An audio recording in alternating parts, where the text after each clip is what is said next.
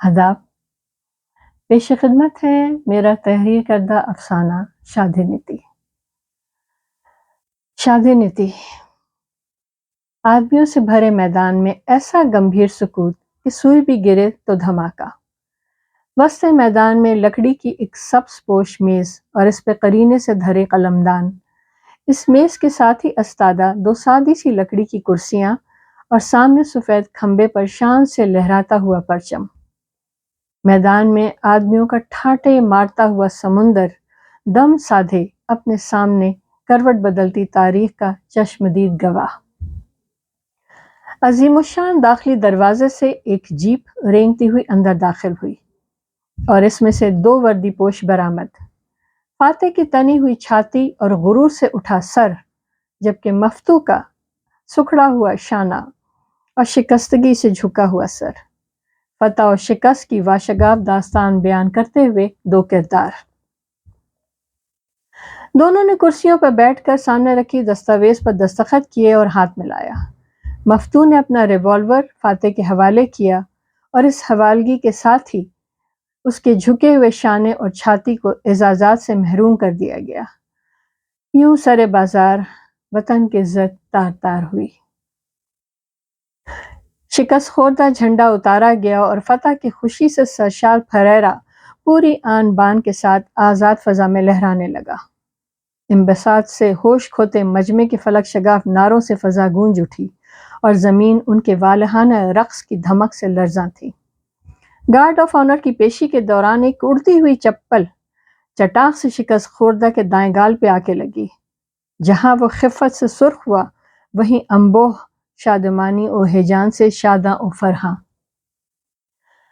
اس تقریب رسوائی کے اختتام پذیر ہونے کے باوجود مجمع ابھی تک اپنے قدموں پہ جمع کھڑا کہ ابھی اس پرمسرت ساعت کا سب سے دلچسپ ایکٹ باقی تھا۔ سب اس آخری تماشے کے لیے بے تاب، ایک دوسرے کو خاموش رہنے کی تلقین کرتے ہوئے کہ فضا انتظار و انبساط سے بوجھل تھی۔ یکایک سپاہیوں کی جلوں میں مشقیں کسے 3 کم عمر یوسف ثانی میدان میں گھسیٹتے ہوئے لائے گئے۔ وہ صاف ستھرے لباس میں ملبوس تھے اور چہرے مہرے ان کے اچھے گھرانوں سے تعلق کے غماز بھی، مگر وہ قسمت کے پھیر میں آئے ہوئے ماتوب و اسیر تھے۔ انہیں دیکھتے ہی تماش بین کی آنکھوں کی چمک میں اضافہ اور مغلظات کی بوچھاڑ میں تیزی آ گئی۔ تینوں بدنصیب نوجوان بشرٹ اور پینٹ میں ملبوس تھے۔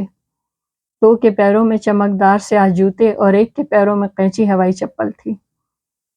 وہ تینوں آنے والے وقت کی اذیت ناکی سے زرد اور لرزیدہ تھے۔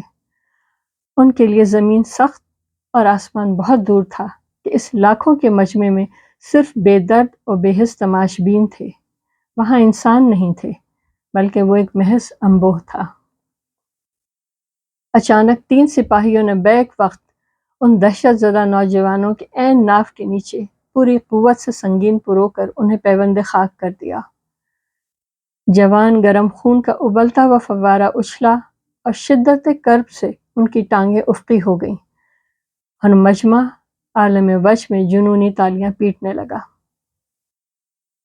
ہجوم کا بے کراں سمندر اس پر لطف کھیل سے محظوظ ہوتے ہوئے جوئے بنگلہ کا پرشور نعرہ لگاتا ہوا دھیرے دھیرے منتشر ہو گیا۔ ڈوبتی شام میں کرب سے ابلی ہوئی آنکھیں ماندہ ہوئیں اور جوان جسم ٹھنڈی زمین پر ٹھنڈا ہوتا چلا گیا۔ یوں شادھی نیتی کی رسم پوری ہوئی۔